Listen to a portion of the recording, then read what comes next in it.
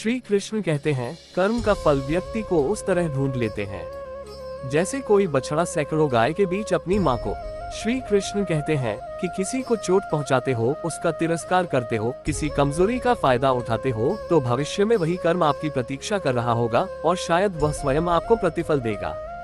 श्री कृष्ण कहते हैं, सदैव कर्म करते समय ये सोचिए कि आपका ये कर्म इस संसार को, इस समाज को, आपके परिवार को, आपके आसपास के लोगों को किस दिशा में ले जाएगा। यदि ये आपके लिए हितकारी है तो कर्म करते जाए और निश्चित रूप से फल की चिंता नहीं करनी चाहिए, क्योंकि हमारे किए हुए कर्म ही हमारे पास वापस लौट के आते हैं, जैसे इस कहानी में हुआ। पर पहले दोस्तों, प्लीज वीडियो को लाइक और शेयर कर दीजिए, क्योंकि आप अक्सर करना भूल जाते हैं। और ऐसे ही मोटिवेशन वीडियो के लिए हमारे चैनल को सब्सक्राइब कर दीजिए, ताकि हम आगे भी आपके लिए ऐसी मोटिवेशनल वीडियो बनाते रहें। एक गांव में एक औरत हर रोज अपने परिवार के लिए खाना बनाती थी, लेकिन वह हर दिन एक रोटी अलग से बनाकर खिड़की पर रख देती थी ताकि कोई भूखा उसे खा सके। हर दिन एक कुबड़ा आदमी आता, वह रोटी लेता और बिना धन्यवाद दिए सिर्फ इतना कहता, जो तुम बुरा करोगे वो तुम्हारे रहेगा और जो तुम अच्छा करोगे वह लौटकर तुम्हारे पास आएगा, और चले जाता।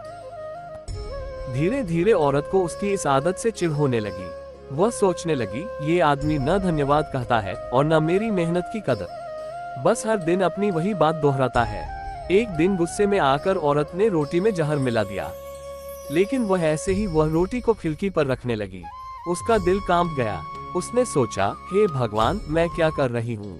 तुरंत ही उसने वह जहरीले रोटी आग में जला दी और एक नई ताजी रोटी बनाकर खिड़की पर रख दी। हर रोज की तरह वह कुबड़ा आदमी आया, रोटी ली और वही शब्द बड़बड़ाते हुए चला गया। उस दिन औरत ने भगवान से प्रार्थना की, हे भगवान, मेरे बेटे को सुरक्षित घर लौटा दो। उसका बेटा 2 महीने से घर से दूर था और उसकी कोई खबर नहीं थी, इसलिए वह औरत बहुत दुखी रहती थी और उसने भगवान से अपने बेटे को सुरक्षित घर लौटा देने की प्रार्थना की। उसी शाम दरवाजे में पर दस्तक हुई। जब औरत ने दरवाजा खोला तो उसका बेटा सामने खड़ा था। बेटा उसे देखकर बोला, माँ, आज मैं भूख से मरने वाला था। जब मैं गिर पड़ा तो एक कुबड़ा आदमी आया। उसने अपनी रोटी मुझे देते हुए कहा, ये रोटी मैं रोज खाता हूँ, लेकिन आज तुम्हें इसकी ज्यादा जरूरत है। बेटे की बात सुनकर औरत दंग रह गई। उसके रोंगटे खड़े हो गए। उसे एहसास हुआ कि अगर उसने वह जहरीले रोटी खिड़की पर रख दी होती तो वही रोटी उसके बेटे तक पहुँच जाती। उस पल औरत को कुबड़े के शब्दों का असली मतलब समझ में आ गया। जो तुम अच्छा करोगे वो लौटकर तुम्हारे पास आएगा। कर्म का फल हमेशा मिलता है, चाहे वह अच्छा हो या बुरा, ये समय पर निर्भर करता है।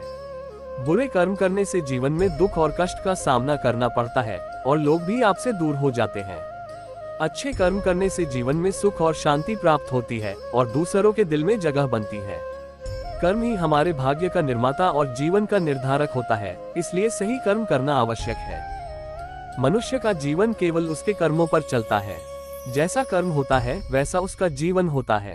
व्यक्ति कर्म करने से कभी छुटकारा नहीं पा सकता है, इसलिए तुम्हें हमेशा कर्म करते रहना चाहिए, क्योंकि कर्म के बिना तुम्हारे शरीर का निर्वाह भी नहीं हो सकता है। जो हुआ अच्छा हुआ, जो होगा अच्छा होगा। स्वयं को मुझ पर छोड़ दो, अपने कर्म पर ध्यान दो। कर्म ऐसा जो स्वार्थ रहित पापरहित हो। श्री कृष्ण कहते हैं कि सत्संग ईश्वर की कृपा से मिलता है, परंतु कुसंगति में पड़ना मनुष्य के अपने ही हाथों में होता है। मनुष्य को अपने कर्मों का फल अवश्य मिलता है। श्री कृष्ण कहते हैं, जीवन में अगर सफलता पानी है तो केवल कर्म करिए, सफलता का परिणाम स्वयं आपके सामने होगा। सफलता की चिंता करना सही नहीं है। व्यक्ति का काम है केवल निस्वार्थ कर्म करते जाना, उसका परिणाम समय आने पर आपको सही मिल जाएगा, निश्चिंत रहिए। निस्वार्थ कर्म करना ही सब कुछ है। श्री कृष्ण कहते हैं, कर्म की पूजा करो, मैं तो तुम्हारे साथ सदैव खड़ा रहूंगा। श्री कृष्ण कहते हैं, जीवन में अगर सफलता पानी है तो केवल कर्म करिए, सफलता का परिणाम स्वयं आपके सामने होगा। सफलता की चिंता करना सही नहीं है।